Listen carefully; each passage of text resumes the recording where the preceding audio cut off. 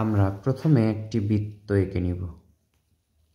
বৃত্ত আঁকার পর দেখুন এই বরাবর আরও একটা সোজা দাগ, এই বরাবর একটি দাগ, এর মাঝে একটি দাগ এবং এখানে দেখুন ফুল আঁকার জন্য এভাবে যদি পাপড়ি আঁকেন তাহলে আপনার জন্য সহজ হবে। এভাবে মাঝে থেকে আবার এটার মাঝে থেকে এটার থেকে এইভাবে এটার সাথে মিলে দিব, আবার মাঝে থেকে দেখুন একই রকম করে।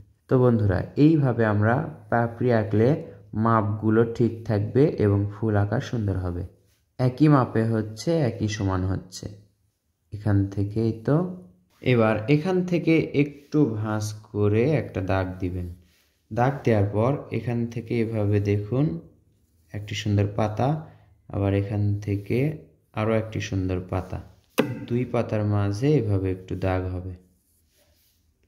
তো বন্ধুরা, ফুলটি কেমন লাগছে কমেন্ট করে জানিয়ে দিন।